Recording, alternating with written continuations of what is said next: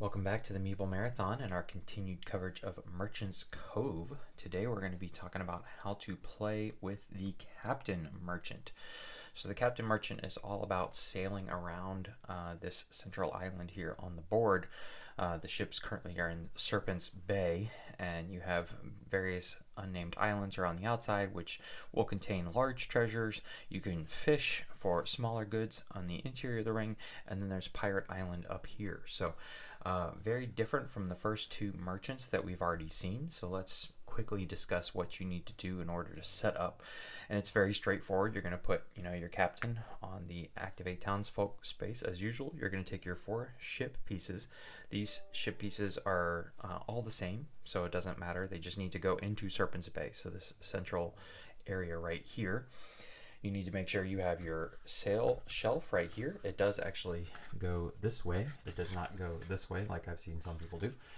It is meant to have the stuff lay down flat like that because the pirate actually doesn't have standees for any of their goods. You're going to make sure you have your compass spinner handy. This is kind of like the main gimmick of the game. And then you're going to want to take all your large goods, which are represented by these treasure chests here, and you can see that there's the same colors matching all the standard goods, and there's actually 3 of each as opposed to 2 of each like some of the other ones have. So you're just basically going to want to give these some sort of shuffle, and then without looking, place them into the 4 islands. All right, then just set the others off to the side, face down. Okay, so the main actions that you're going to be taking as the pirate are going to be sailing these 4 ships that are all under your command around the map here, and anytime that you enter a region, a sea region, with one of these treasure chests, you can flip it up and see what it is. Then once you've kind of positioned your ships however you like, you can either take the what was this called? The loot action. It's not loot action. It is the import action. You can import the treasure chests back to Serpent Bay. The trick is that the one rule that I missed the first time I played the captain, but got about halfway through the game before I realized I was misplaying the captain, is that when you import something, when you gain something, whether it's a small good or a large good, you place it onto your shelf, you have to return to Serpent's Bay. This is like your headquarters here. Some may even say that this is where Merchant's Cove is. You can see the three docks right there. So you're taking them back to the larger board. So you can't just stay out on the map. All right. So how do you move the ships around? Well, it's pretty straightforward. You can either take a very basic action here, which is just simply take 1 time and move 1 ship. You can choose, you pick any ship, and you can move them across any dotted line. Now, if you are, say, right here, and you wanted to go to this region with the blue guild sponsorship and this treasure chest, and you only had 1 movement to spend, you can do that because you can cross the diagonal, but it costs you a cursed coin. Anytime you have to take a cursed coin, you add it to Pirate Island here. And the thing with cursed coins is that anytime you have spent or placed your 7 and you cannot place any more, but you're asked to do so, you have to draw a corruption card. So that's what this symbol right here means. But just know that you can take the diagonal at the cost of a cursed coin. All right, so let's say we did end up right here eventually. Now that we're here, we can flip that over. All right. The other action you can take to move your ships around is to go up here and spend 2 time, and that's when you get to spin the wheel. So basically, just like the game of life here, you're going to spin the wheel, and wherever the arrow is pointing, you get that much movement, and you have to place that many cursed coins. So in this instance, we would place 1, 2, 3 cursed coins, and we get to take 4 ship movement. Now we could take 1 ship and move it 4 spaces anywhere we want. We could move each ship 1. It doesn't matter. We just get 4 points of movement amongst our 4 ships spread out however we so fit. If you happen to land on this upper left quadrant here, you're going to get 2 movement, place 1 cursed coin, but you're also going to get the ability, if you choose, to take a corruption card and spin the wheel again. So you would get to then, and in this case, you would again do it all over again, and you again would have the choice to take a corruption card and spin again. All of this, you could continuously, we're getting pretty lucky here. You're taking on corruption and you're adding coins to Pirate Island, but all of this, no matter how many rounds you choose to take, only costs 2 time. So it's a kind of a great way, risk reward type of thing with the pirate, that you could get lucky and do a lot of movement. But most of the time you're putting your ships somewhere and you're moving them around to stay put. So for example, if this is where our ships were, and we've kind of got them settled, and we do actually want these 3 large goods, we may take the import action, which is this one right here, and that's going to claim these 3 large goods. So they're going to go onto our sales shelf like so, and these 3 ships have to return to Serpent's Bay. Now, it is optional. You could say, oh, well, I didn't want to pick up this good. I'd rather leave my ship here, and I'll tell you why in a second. And you just claim these 2. You just return these 2. Also, if you are in the quadrant of Pirate Island, you see there's actually 5 quadrants of each wheel, the inner and outer.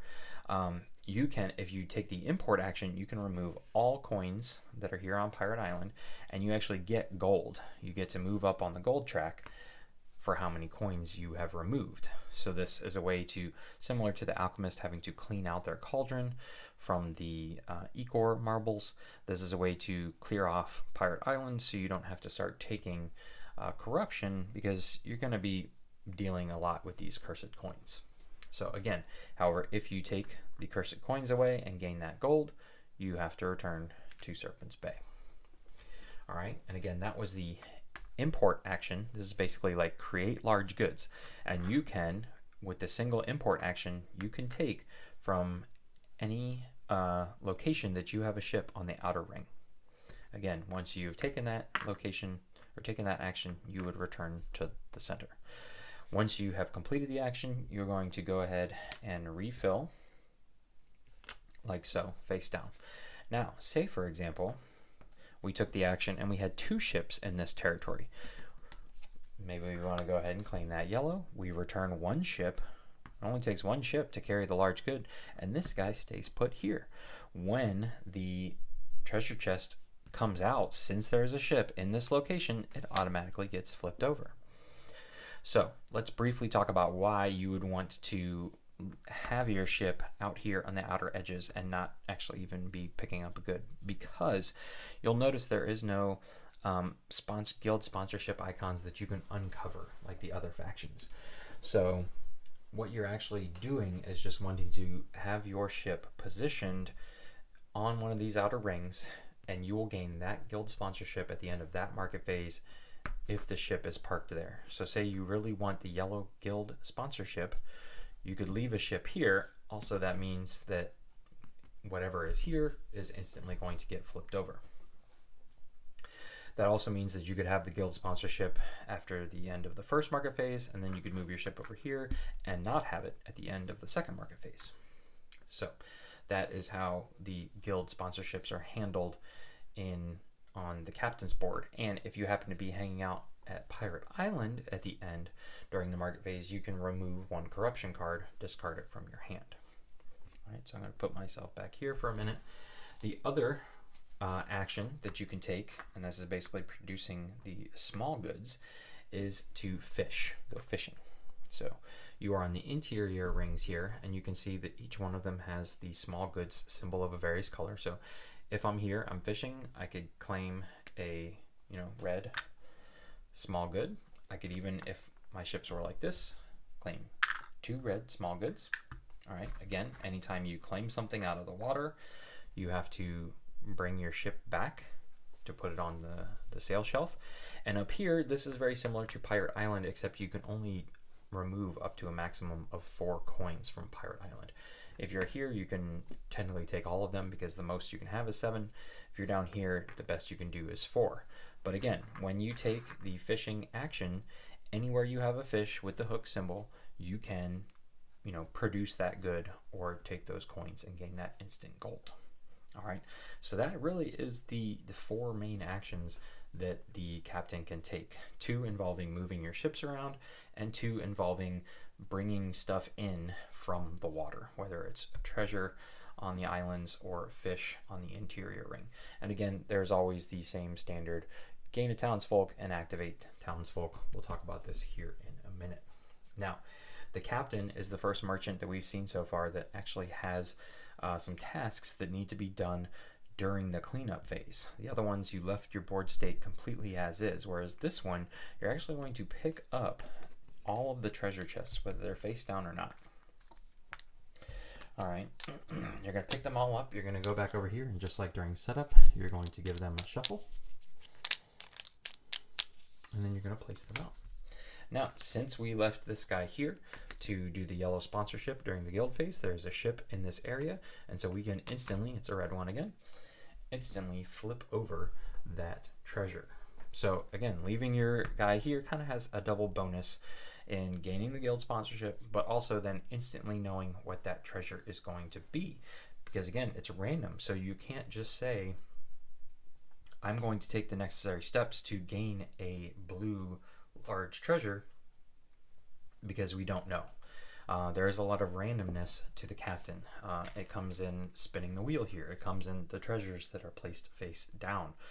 So keep that in mind. But the captain does have this whole keep your thing going. It also has the ability to gain small increments of points during the round, which is fun to feel like you're closing that gap a little bit. And so yeah, that pretty much is how you play with the captain. Now let's just take a brief look at the captain's player board here, or townsfolk board. This first one is called the Navigator. You're simply going to get 2 points of movement. You have to place 1 coin on Pirate Island, 1 cursed coin. Here you can fish in 1 location. Here you can remove a coin from Pirate Island. So if you have these 2 combined, you're essentially, if you take the activate townsfolk, you get 2 movement for free. And then this last one, just like all the rest, is discard 1 corruption card. And that's it, ladies and gentlemen. Again, this one is pretty straightforward. There is some luck involved in, the right treasures, hitting the right islands and being close to you. Obviously, it's harder to make it up here to Pirate Island than anything else. And I feel like the strategy with the captain is really mitigating, almost taking your time on the first one, gathering up some treasures of various things, and then really trying to push for you controlling the customers that are in the boats and what docks they're coming to. So after you've kind of established a sail shelf, almost take the first round off or take it very lightly, and then crush it the last 2 rounds where you are better able to know which goods you have and which customers you want at the various docks. That's just my opinion. All right, one last thing to note is that if you gain a townsfolk, so if you take the gain townsfolk action and you choose one of them that gives you a large treasure, I'm just going to flip these over so that I can see them. Yes, because this is an example I wanted to have. In this instance, our 3 blue treasures are either out on the islands or on our sail shelf. So if I were to pick up a townsfolk that is giving me a large blue treasure for free by bringing him onto my team, what you do is you would look through the treasures here and you would say, there is not one in my general supply off to the side. It must be mixed in here somewhere. I don't get it. The only way you gain a treasure from the townsfolk market is if it is in your general supply off to the side. That does give you a brief glimpse at the treasures that are set off to the side, so you kind of know what's out here. But if all of this was turned over, except for this first one, and you go to pick up a blue guy because you're like, ooh, I really want blue treasures, you would go over here, you would have to pay for that person, and then you'd look and say, oh crap, there's no blue to be had, so I'm out. So it really changes your strategy about purchasing those townsfolk, people that give you a free large goods. All right, that's going to cover everything for the captain in this video. If you're enjoying this series, please consider giving it a thumbs up. And if you'd like to be notified when the rest of the series drops on YouTube, please consider subscribing and hitting that bell icon. Once again, thanks for watching. Have a great day.